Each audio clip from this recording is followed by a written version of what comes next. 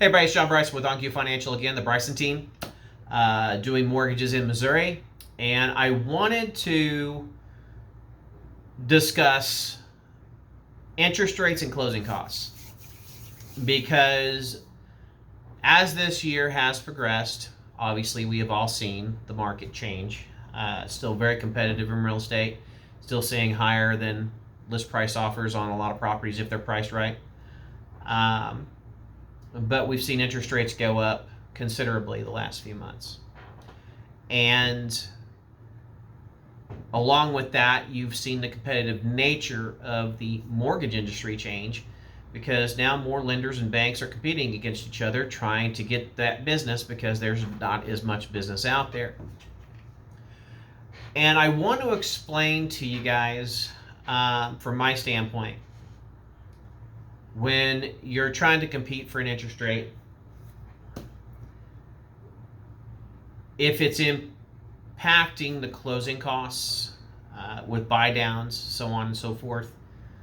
And I want to explain from a tactical standpoint why it doesn't make sense to buy an interest rate down right now. And I know not everybody's going to agree, and that's fine. But I look at this from a financial standpoint, not from I want an interest rate standpoint, because I could care less what an interest rate is for the right investment. Whenever you're looking at these interest rates that you're trying to get, especially when you see one lender that's at 5.25, another one that's at 5%. Okay, what are the costs associated with those loans?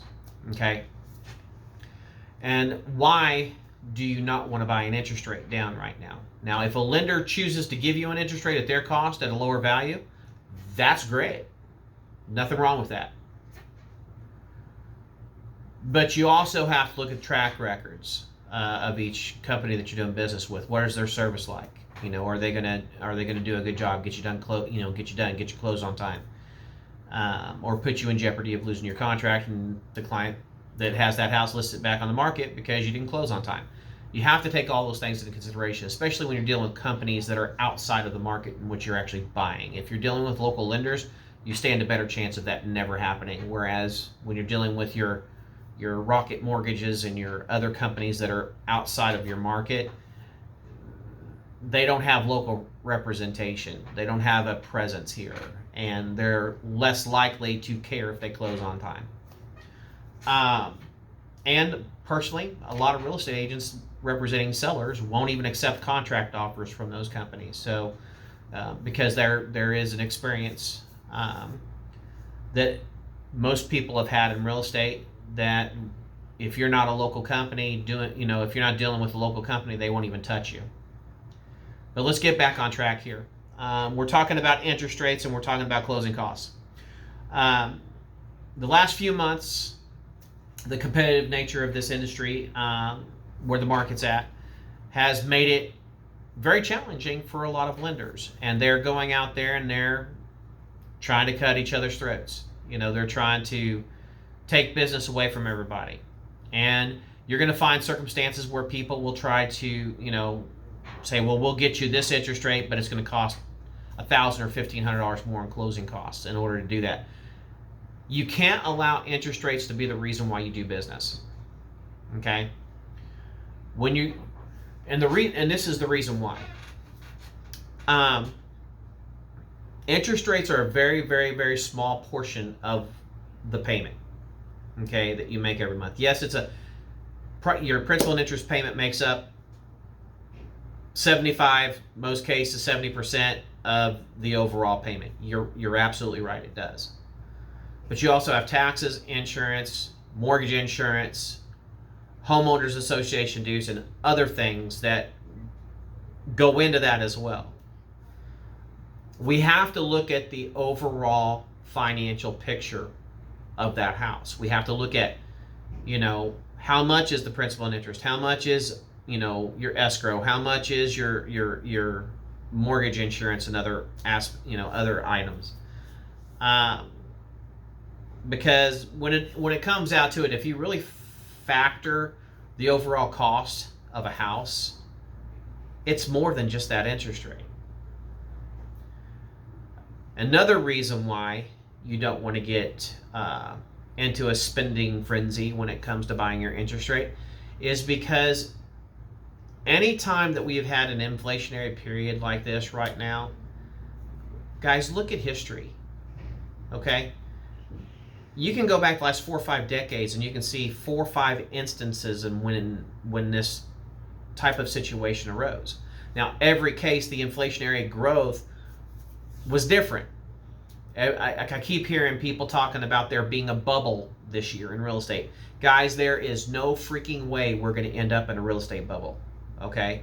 The financial crisis of 2008 is nowhere even comparable to right now. We had inventory then. And guys, in 2008, 2009, we had a crap ton of foreclosure inventory. And the crisis was a financial debacle created by the banks. You know, coming up with all these subprime loans that they did, all those lending institutions that did bad deals. That was a financial crisis. This is not. This is not a financial crisis. This is an inflation issue. Okay? Inflation is driving up the prices and costs of everything that we buy, eat, drink, and use. Okay? So it's more expensive on us, but the inventory being low, the prices that these houses are selling for, guys, you know, demand delegates value. Get that in your head. Demand delegates value. Okay? And we haven't had an inflationary period or an increase on value in real estate like this ever. Not in a long time. And I don't think, not as significant, but we were due for this. We were due for this to happen at some point in time. Now, as far as the interest rates are concerned, the reason why I don't want you buying interest rates is because every time we have an inflationary period like this, the Fed increases interest rates or the federal funds rate for a period of time. And then all of a sudden, inflation is no longer 8.1%. It decreases below 2%. When that happens, interest rates follow. Because people start pulling their money away from their retirement funds and their investments and put them back into securities and treasuries. And when they do that, interest rates go down. It's going to happen. Probably within the next 9 to 18 months. So if you're spending $2,000, $3,000, $4,000 to buy an interest rate down, you're basically spending your closing costs for that refinance later on down the road that you could have just, or you could have pocketed that $4,000 and kept it in your bank account where it's making more money leverage than it is in an interest rate that you're not even going to get a tax deduction on in most cases. Guys, it makes absolutely no sense to buy interest rates right now unless it's absolutely necessary for you to qualify. That is the only time that it makes sense to buy an interest rate is if it's necessary to qualify for whatever type of mortgage you're doing. Okay? Do not buy an interest rate right now. I am trying like hell to help people understand it makes no sense to spend money that you're going to have to spend in less than 2 years. And you'll never recoup that cost back. So if you have questions, concerns about that type of information, please give me a call. Okay? I don't even care if you're in another state. Now, I can't do loans outside of the state of Missouri, but I can at least guide you in making a proper decision. I just don't want to see people wasting money because I see a lot of banks taking advantage of it and tell you, oh, yeah, it's the best investment ever. It's not. It's burnt money because if you refinance in 2 years and you pay $2,000 to buy that interest rate, guess what? You just lost that $2,000. Yeah, you did. Don't spend that money right now. It makes absolutely no sense. So again, John Bryson, the Bryson team, OnQ Financial, doing mortgages in Missouri, located in Columbia. Give me a call anytime, guys, 7 days a week. My cell phone's always open to y'all, 816-785-5054. or text me. Office line forwards to my cell, but it's 573-303-0688. Or Google me, John Bryson, at OnQ Financial. But guys, I love helping people. If you have questions, feel free. Just give me a holler. We'll figure stuff out. Talk to you soon. Bye-bye.